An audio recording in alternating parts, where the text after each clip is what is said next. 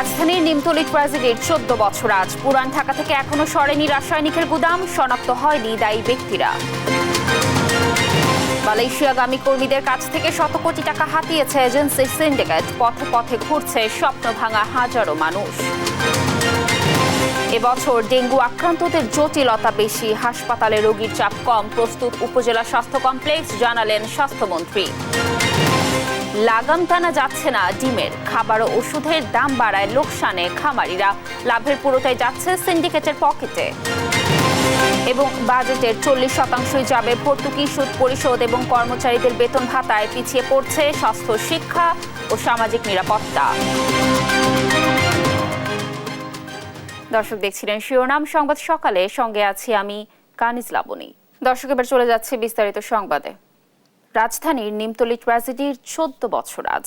2010 সালের 3 জুন পুরান ঢাকার নিমতলীতে আগুনের ঘটনায় মারা যান 124 জন, দগ্ধ হন অর্ধশতাধিক। রাসায়নিকের গুদামে রাখা দাহ্য পদার্থের কারণেই পুরান ঢাকার নবাব কাটরার নিমতলীতে আগুন লাগে। মুহূর্তের মধ্যে আগুনের লেলিহান শিখা ছড়িয়ে পড়ে চারদিকে। অগ্নিদগ্ধ হয়ে মারা যায় অর্ধশতাধিক মানুষ। পুড়ে যায় 23টি বসতবাড়ি, দোকান ও কারখানা।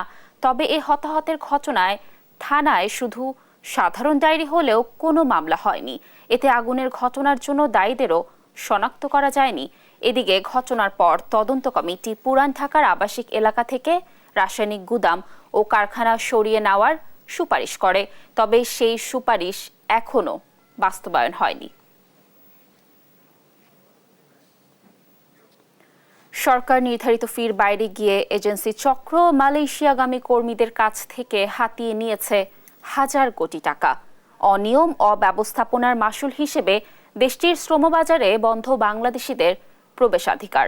এদিকে এজেন্সির প্রতারণায় সহায় সম্বল হারিয়ে পথে পথে ঘুরছে স্বপ্নভাঙা হাজারো মানুষ। বিশেষজ্ঞরা বলছেন এর দায় রয়েছে সরকারেরও।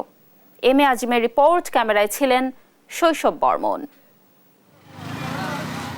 মালয়েশিয়া যেতে না পেরে এজেন্সি আর দালালদের খোঁজে এখন পুরানা পল্টনের অলিতে গলিতে ঘুরছেন হাসান। এটা ঠিকানা ভুয়া দিছে। আগের ঠিকানায় নেই এজেন্সি, তাই ফিরে পাওয়ার সম্ভাবনা নেই দালালদের দেয়া লাখ লাখ টাকা। কান্না ভেজা কণ্ঠে ক্ষোভ জানান তিনি।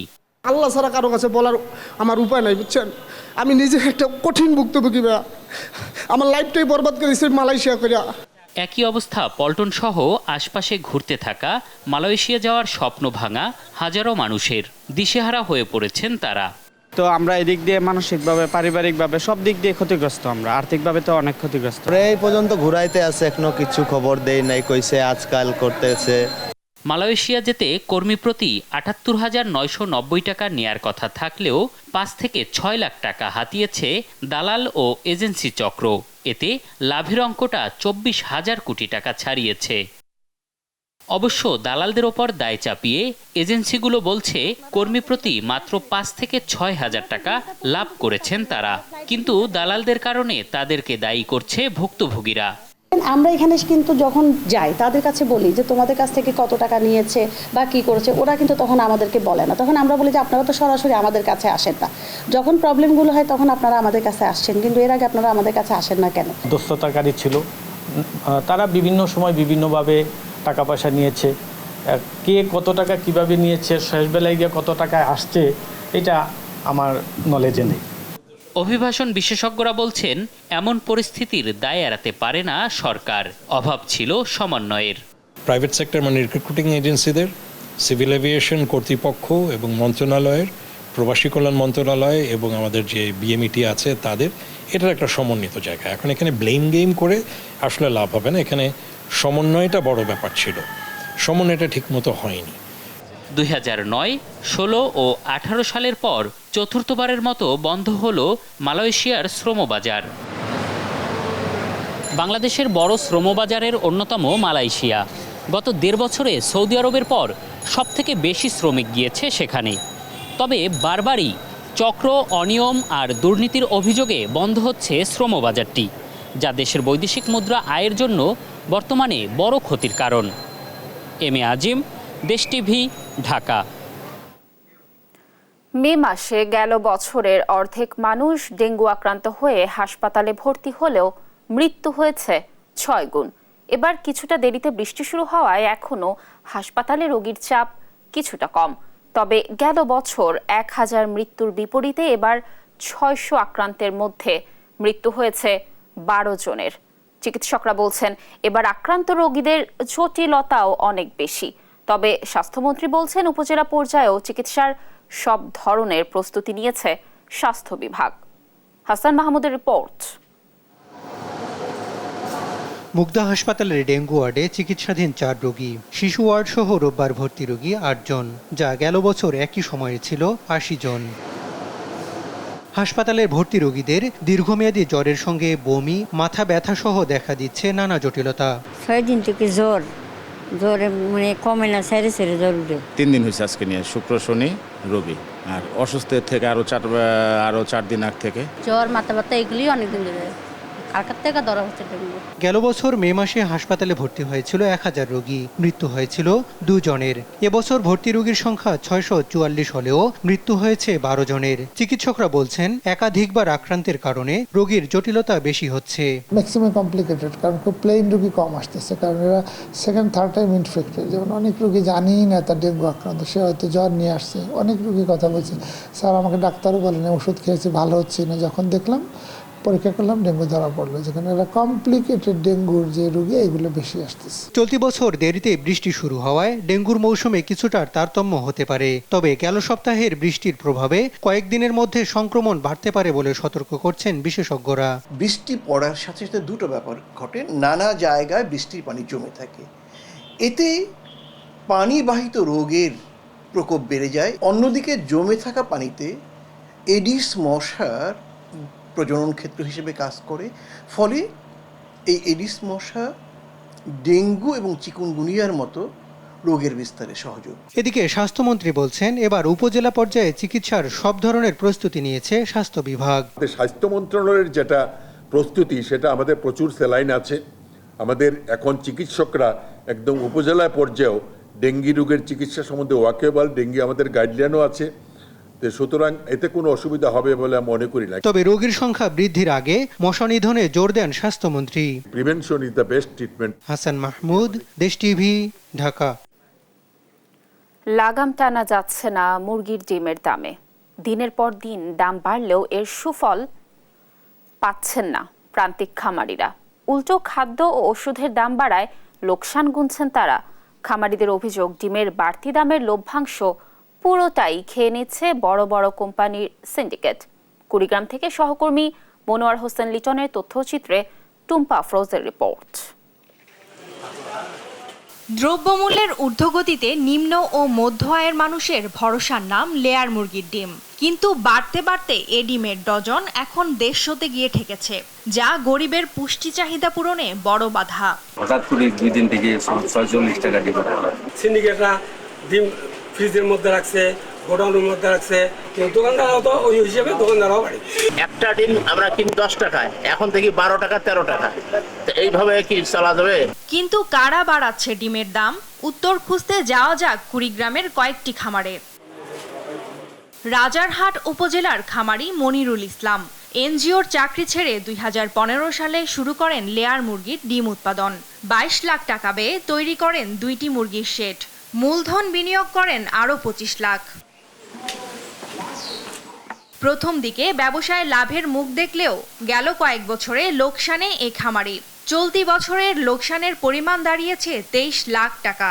তাই খামার এখন মুরগি শূন্য। 2000 মুরগির খামার করা একই এলাকার শাহজাহান আলীও লোকসানে। আগামী 2 মাসের মধ্যে খামার বন্ধ হওয়ার শঙ্কা তার। শুধু মনিরুল ইসলাম বা শাহজাহান আলী নয়, কুড়িগ্রামের শত শত উদ্যোক্তা এখন পুঁজি হারিয়ে নিঃস্ব। 2টা খামারে 5000 মুরগি ছিল। এই 5000 মুরগিতে দেখা যায় পার ডে আমার লস প্রায় 4500-5000 টাকা।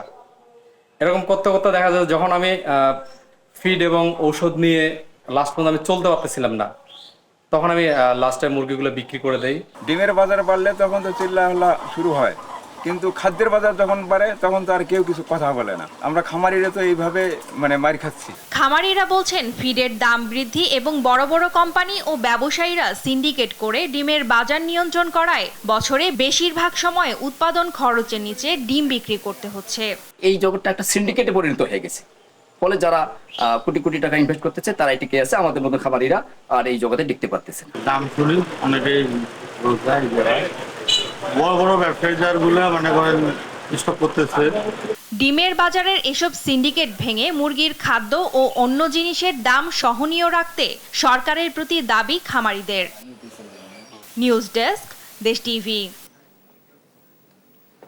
মাছের বাজার পরিস্থিতি জানাতে চট্টগ্রাম থেকে যুক্ত হবেন আমাদের সহকর্মী একেএম নাজিম। নাজিম, চট্টগ্রামে বাজারে মাছের সরবরাহ কেমন দেখছেন? দরদাম নিয়ে ক্রেতা বিক্রেতারা কি বলছেন, কি তথ্য রয়েছে জানাবেন।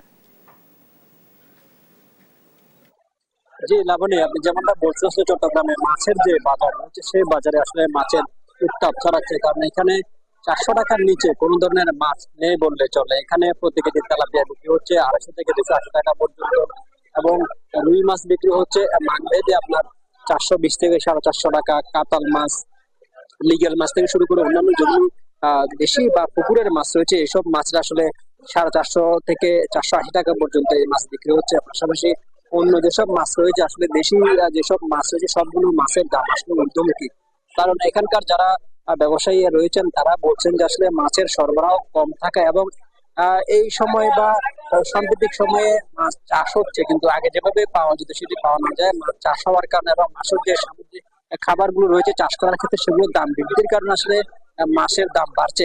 পাশাপাশি অন্যান্য ভাবে সামুদ্রিক যেসব মাছ রয়েছে ইলিশ মাছ, কোরাল মাছ, তারপরে লাক্ষা, রূপচাঁদা থেকে শুরু করে অন্যান্য যেসব মাছ রয়েছে সেগুলোর দাম ঊর্ধ্বমুখী, কারণ এখানে চিংড়ি মাছ বিক্রি হচ্ছে মানভেদে 800 থেকে 1200 টাকা, ইলিশ মাছ বিক্রি হচ্ছে আপনার মানভেদে 1800 থেকে আপনার 2200 টাকা পর্যন্ত। পাশাপাশি কোরাল এখানে প্রতি কেজি বিক্রি হচ্ছে আপনার 1200 থেকে 1500 টাকা পর্যন্ত। লাক্ষা মাছ বিক্রি হচ্ছে 1400 থেকে 1500 টাকা পর্যন্ত। অন্যান্য যেসব মাছ রয়েছে সবগুলো মাছের দাম ঊর্ধ্বমুখী, কারণ এই বাজারে যেসব মাছ পাওয়া যায় যেগুলো খুব ফ্রেশ এবং ভালো মানের মাছ পাওয়া যাওয়ার কারণে মূলত এই বাজারে একটু দাম বেশি বলে এখানকার ব্যবসায়ীরা বলছেন, কারণ তারা বলছেন যে এখানে টাটকা এবং খুব ভালো মানের মাছ পাওয়া যায়, সেই জন্য এই বাজারে মাছের দাম বেশি। কারণ হচ্ছে যে এখানে দেশি যত ধরনের মাছ রয়েছে শিং, কই, মাগুর থেকে শুরু করে যত ধরনের দেশি মাছ রয়েছে সবগুলো দেশি মাছ এখানে পাওয়া যায়, সেজন্য এই বাজারে মাছের দাম বেশি। আর যারা ভোক্তারা রয়েছেন বা ক্রেতা সাধারণ রয়েছেন তারা বলছেন আসলে মাছের দাম বৃদ্ধি হওয়ার কারণে আসলে তাদের মাঝে নাবিশ্বাস তৈরি হয়েছে, কারণ যারা ভোক্তারা রয়েছেন তাদের যে মাছের দাম বৃদ্ধি, আসলে আগে যে পাঙ্গাস মাছ পাওয়া যেত 100 থেকে 150 টাকা, সে পাঙ্গাস মাছ এখন 200 থেকে 250 টাকা, মানতে 300 টাকা পর্যন্ত বিক্রি হচ্ছে। সেজন্য আসলে নিম্ন মধ্যবিত্ত যেসব মানুষরা রয়েছেন তাদের আসলে মাছ বলতে গেলে ক্রয় ক্ষমতার বাইরে চলে যাচ্ছে, এবং যেভাবে দাম বাড়ছে সেগুলোর জন্য আসলে ক্রয় ক্ষমতার বাইরে চলে যাওয়ায় আসলে ভোক্তাদের সাথে এক ধরনের মাঝে মধ্যে বাঘ বিতণ্ডা সৃষ্টি হয়। সেই জন্য আসলে মাছের বাজার থেকে শুরু করে অন্যান্য যেসব বাজার রয়েছে সবগুলো বাজারে আসলে ভোক্তা অধিকার সংরক্ষণ বা সরকারি যেসব সেবা সংস্থা রয়েছে সেগুলোর জন্য তদারকি করে এবং কঠোর অভিযান চালায়, তাহলে হয়তো এইসবের দাম নিয়ন্ত্রণে আসবে, নয়তো হু হু করে যে দাম বাড়ছে সেটি আরো বাড়তে থাকবে। এই দাম বাড়ার কারণে সাধারণ ভোক্তাদের কাজে একরকম অস্বস্তি থেকে শুরু করে নাবিশ্বাস তৈরি হয়েছে। এই ছিল মাছের বাজার থেকে আমার কাছে ধন্যবাদ নাজিম আমাদের সাথে যুক্ত থাকার জন্য। দর্শক, চট্টগ্রামের মাছের বাজারের দাম দর জানাচ্ছিলেন আমাদের সহকর্মী নাজিম। দর্শক, সংবাদ সকালে আরো থাকছে। জামালপুর স্কুলের কর্মচারী নিয়োগে ঘুষ বাণিজ্য, ভিটামাটি বিক্রি করে টাকা দিয়েছেন অনেকে, অভিযোগের পরও মিলছে না সুরাহা। ঘূর্ণিঝড় রিমালের ক্ষত চিহ্ন এখনও উপকূলে। ভোলায় আঘাতের 6 দিন পরও খোলা আকাশের নিচে দিন কাটাচ্ছেন ক্ষতিগ্রস্তরা। খাদ্য ও বিশুদ্ধ পানির সংকটে মানবেতর দিন কাটছে তাদের।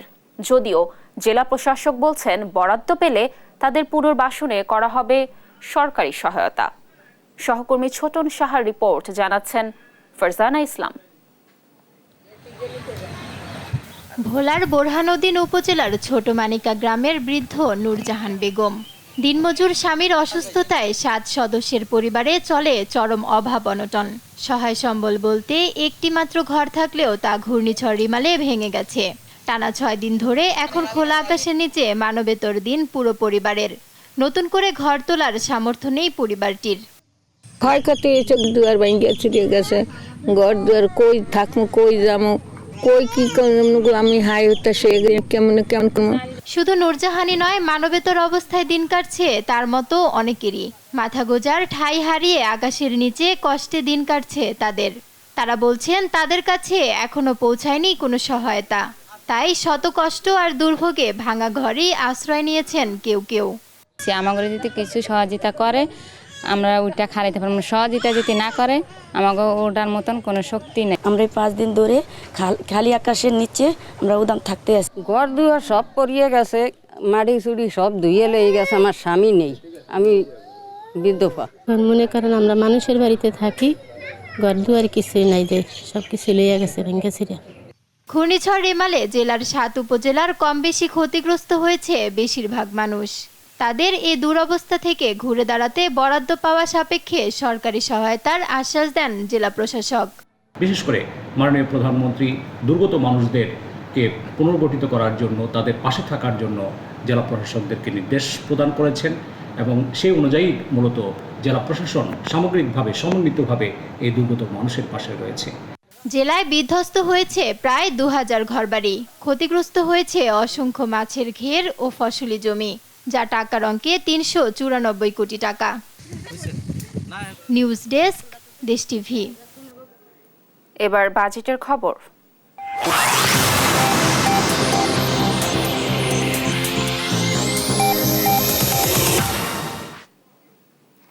আসছে বাজেটে সরকারকে প্রায় 40% ব্যয় করতে হবে ভর্তুকি, সুদ পরিশোধ এবং সরকারি কর্মচারীদের বেতন ভাতা বাবদ। বিশেষজ্ঞরা মনে করেন এর ফলে পিছিয়ে পড়ছে স্বাস্থ্য, শিক্ষা ও সামাজিক নিরাপত্তার মতো জনগুরুত্বপূর্ণ খাতগুলো। কাঠামোগত সমস্যার কারণে এই খাতগুলোতে অর্থব্যয় বেশি হচ্ছে বলে মনে করেন অর্থনীতিবিদরা। আমেনা প্রণামীর রিপোর্ট। আগামী 6 জুন 2024-25 অর্থ বছরের জন্য 7,96,900 কোটি টাকার বাজেট প্রস্তাব পেশ করবেন অর্থমন্ত্রী আবুল হাসান মাহমুদ আলী। মোটামুটি স্পষ্ট, আসছে বাজেট হবে সংকোচনমূলক। বৈশ্বিক পরিবেশ, ডলার সংকট, অসাধু ব্যবসায়ীদের অতি মুনাফা লাভের প্রবণতা, জলবায়ু পরিবর্তনের প্রভাবে ফসল ও সম্পদের ক্ষয়ক্ষতি সহ নানা কারণে দেশের অর্থনীতি যাচ্ছে চাপের মধ্যে দিয়ে। আগামী অর্থবছরের বাজেট চলতি অর্থবছরের চেয়ে 4% বেশি। এই বাজেটের প্রায় 40% ব্যয় হবে ভর্তুকি, সুদ পরিশোধ এবং সরকারি কর্মকর্তা কর্মচারীদের বেতন ভাতা বাবদ। অর্থ মন্ত্রণালয় বলছে এ 3 খাতে 3,14,700 কোটি টাকা বরাদ্দ দিতে হবে, যার মধ্যে ভর্তুকি ও প্রণোদনা বাবদ 1,11,000 কোটি টাকা, সুদ বাবদ 1,16,000 কোটি টাকা আর বেতন বাবদ 87,700 কোটি টাকা ব্যয় হবে। গেল 5 বছরের রাজস্ব আয়ের তুলনায় মজুরি, পেনশন, ভর্তুকি ও সুদ বাবদ ব্যয় শুধু বেড়েছে। দেশে অর্থনীতির এমন প্রেক্ষাপটে অভ্যন্তরীণ ঋণ, ভর্তুকি ও অন্যান্য অপ্রয়োজনীয় ব্যয় কমিয়ে আনা এবং রাজস্ব বাড়ানোর পরামর্শ দিয়েছেন বাংলাদেশ ব্যাংকের সাবেক গভর্নর ডক্টর সালেউদ্দিন আহমেদ। প্রশাসনের ব্যয় বাড়ে, প্রশাসনিক কর্মকর্তাদের অ্যালাউন্স বাড়ে, নানা রকম সুযোগ সুবিধা দেওয়া হয়।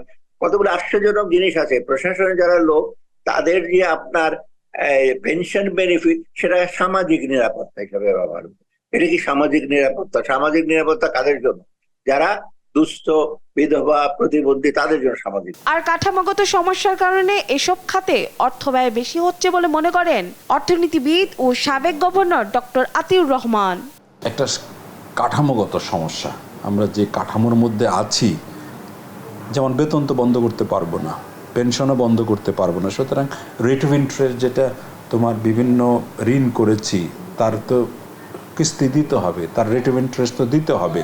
তো সেই জন্য সেটার জন্য যে খরচ, সেটাও তো বন্ধ করা যাবে না। সেই জন্য এটা বোধহয় দেওয়াই লাগবে। সেই জন্য চেষ্টা করতে হবে যে এই খরচগুলো যাতে আর না বাড়ে। ঋণ পরিশোধ, পেনশন এবং ভর্তুকি বাবদ যেন অযথা কোনো ব্যয় না হয়, সেদিকে সরকারকে বিশেষ নজর দেওয়ার পরামর্শ বিশেষজ্ঞদের। আমেনা প্রণামী, দেশ টিভি, ঢাকা। চতুর্থ দফার উপজেলা পরিষদ নির্বাচন ঘিরে জমজমাট প্রচারণা চলছে সিরাজগঞ্জে।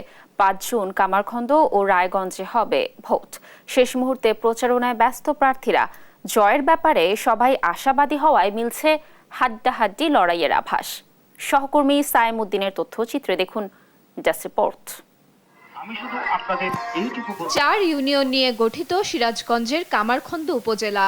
ভোটার 1,21,650 জন।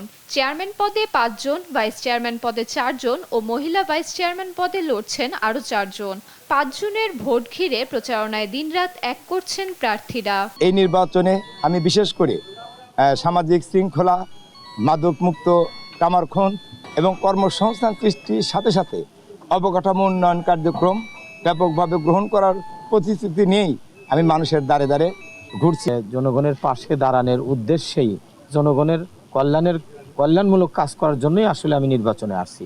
ঘুষ, দুর্নীতি, সন্ত্রাস, মাদক এবং জুয়া এই মুক্ত কামারখন্দ করার। 9 ইউনিয়ন ও একটি পৌরসভা নিয়ে গঠিত রায়গঞ্জ উপজেলা।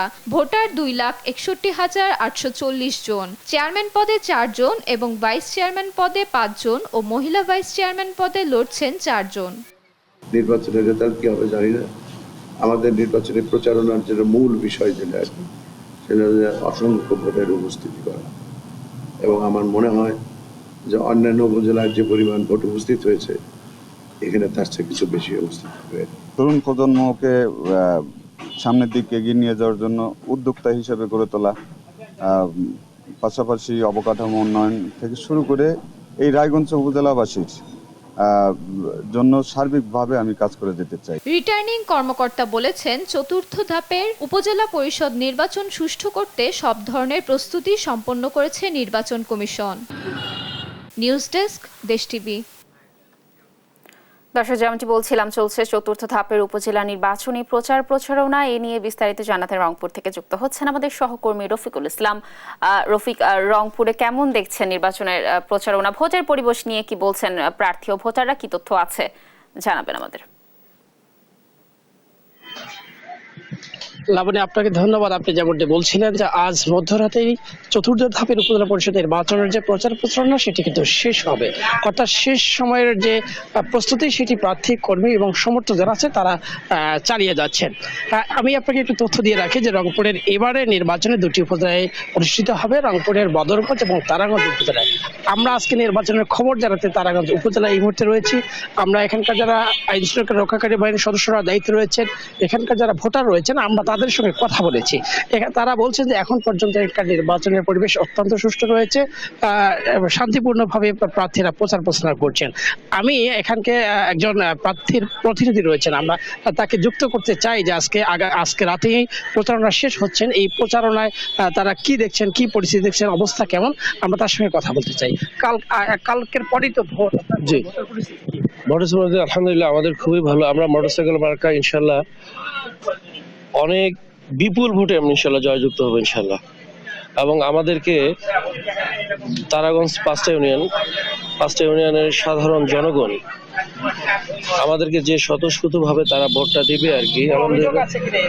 না, আপাতত আমাদের কোনো অভিযোগ নেই, তবে তারা কিছু বিচ্ছিন্ন ছোট কিছু ঘটনা ঘটাতে চাচ্ছে, তারপরে আমরা এগুলো এড়িয়ে চলছি আর কি। কারণ আলহামদুলিল্লাহ আমরা চাই না যে আমরা বিচ্ছিন্ন ঘটনাগুলো থেকে এড়িয়ে চলি, এবং চাই না যে আমাদের এই নির্বাচনটা একটু আমাদের জন্য একটা প্রশ্নবিদ্ধ হোক আর কি।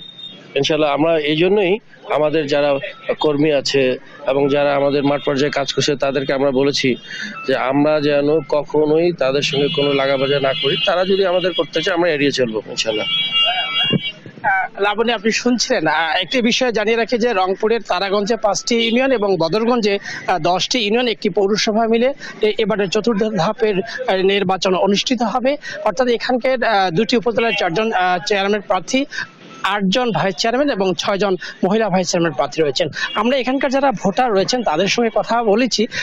তারা বলেছেন যে এখানকার এবারের ভোট অন্যান্য বারের মতো যেন সুষ্ঠু এবং অবাধ নিরপেক্ষ হয়, এমনটি তাদের প্রত্যাশা। লাবণী, এই ছিল রংপুর থেকে সর্বশেষ খবর। ধন্যবাদ রফিক আমাদের সাথে যুক্ত থাকার জন্য। দর্শক, রংপুর থেকে চতুর্থ ধাপের উপজেলা নির্বাচনী প্রচারণার সর্বশেষ তথ্য জানাচ্ছিলেন আমাদের সহকর্মী। দর্শক, সংবাদ সকালে আরো থাকছে। বিশ্বকাপে সুপার ওভারে ওমানকে হারিয়ে রোমাঞ্চকর জয় পেয়েছেন নামিবিয়া। রাতে শ্রীলঙ্কার মুখোমুখি সাউথ আফ্রিকা। জামালপুরের মৌলভীনগর উচ্চ বিদ্যালয়ে চতুর্থ শ্রেণীর কর্মচারী নিয়োগে ঘুষ নিয়ে চাকরি প্রার্থীদের হয়রানির অভিযোগ উঠেছে। এমনকি ঘুষের জন্য প্রার্থীদের শেষ সম্বল ভিটে মাটি বিক্রি করে টাকা দিয়েও মিলছে না চাকরি। ভুক্তভোগীরা জানান, জেলা প্রশাসনকে জানানোর পরও মিলছে না সুরাহা। জামালপুর প্রতিনিধি মেহেদি হাসানের পাঠানো প্রতিবেদন, জানাচ্ছেন নাইমুল হাসিব। জামালপুর সদর উপজেলার শেষ প্রান্তে অবস্থিত শৈলেরকান্দা মৌলভীনগর উচ্চ বিদ্যালয়ের প্রবেশপথে বসে কাঁদছেন এক মধ্যবয়সী নারী, নাম আলপনা আক্তার। অসহায় এই নারী চতুর্থ শ্রেণীর কর্মচারী পদে চাকরির জন্য নিজের জমি বিক্রি করে বিদ্যালয়ের প্রধান শিক্ষক শহীদুল ইসলাম ও ম্যানেজিং কমিটির সভাপতি মাসুদ রানার কাছে টাকা দেন। কিন্তু পুরো ঘুষের টাকা দিতে না পারায় 2 বছরেও নিয়োগ প্রক্রিয়া সম্পন্ন করেনি বিদ্যালয় কর্তৃপক্ষ। আলপনার স্বামী একজন মানসিক প্রতিবন্ধী। আলপনার ফুটফুটে একটি ছেলে সন্তান ছিল। গত 5 মাস আগে সড়ক দুর্ঘটনায় মারা যান। চাকরি তার খুব প্রয়োজন বলে জানান তিনি। আমি একটা অসহায় মানুষ দেখে তো এই চতুর্থ শ্রেণীর চাকরির জন্য আবেদন করছিলাম, নাকি আমার জায়গা জমি তো বিক্রি করছি, প্রতিশ্রুতি দিব, আবার চাকরি দিয়ে আবার দেয় না কিসের জন্য। আলপনার অভিযোগের কথা শুনতে শুনতেই আর এক ভুক্তভোগী নারী নুরুন নাহারও একই অভিযোগ করেন। তিনি জানান, এ বিষয়ে জেলা প্রশাসক ও জেলা শিক্ষা কর্মকর্তাকে লিখিত অভিযোগ দিয়েও সুরাহা পাচ্ছেন না। জমি বিক্রি করে টাকা দেওয়া হয়েছে, যেমন 10 লাখ টাকা, তারপরে অন্য এক লোক নিয়ে ঢুকাইছে। ন্যায্য বিচার চাই। রামগড়ের সাথে যে এরকম একটা দুর্নীতি করা হলো, প্রতারণা করা হলো, কেন করা হলো? শুধু এই 2 নারীই না, বিদ্যালয়ের অফিস সহায়ক পদে আরো 12 প্রার্থীর কাছ থেকে মোটা অঙ্কের টাকা নিয়েছেন বিদ্যালয় কর্তৃপক্ষ।